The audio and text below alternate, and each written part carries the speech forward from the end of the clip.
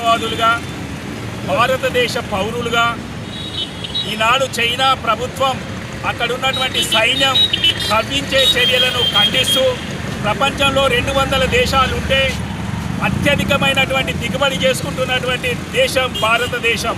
గత 10 సంవత్సరాల నుండి చైనా నుంచి ఎగుమతి అవుతున్నటువంటి నిత్యావసర వస్తువులతో పాటు అన్ని ఎలక్ట్రానిక్ గూడ్స్ ఇతరత్ర అన్నీ కూడా A to Z ఇంటి గడపను తొక్కినటువంటి ఎగుమతి చేస్తున్నటువంటి చైనా గూడ్స్ను మనము బహిష్కరించి భారతదేశ ఆర్థిక వ్యవస్థ చిన్నాభిన్నమయ్యే క్రమంలో భారతదేశంలో ఉనికి వెన్ను పక్కన ఉన్నటువంటి పాకిస్తాన్కు తీవ్రవాదాన్ని పెంచి పోషించి 4 దిక్కుల కూడా మనతోటి కయ్యానికి వస్తున్నటువంటి చైనాతోటి బియ్యం చేయవలసినటువంటి అవసరం మనకు లేదు.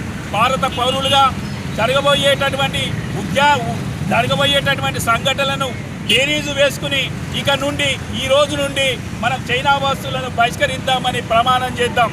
ఈరోజు 72 సంవత్సరాల క్రితం నాగసాకి హిరోషిమా మీద అమెరికా అణుబాంబు వేసింది. ఈరోజు జపాన్ దేశంలో ఒక అమెరికా దేశం యొక్క ఒక గుండు సూదిని కూడా కొనకుండా ఆ దేశ ప్రజలు సంఘటితంగా ప్రపంచానికి చెప్తారు.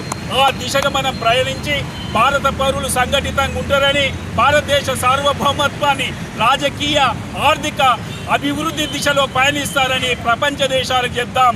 చైనాకు చెంపపెట్టు కొట్టే విధంగా మనం ప్రయాణిద్దాం. జై భారత్, జై జై భారత్.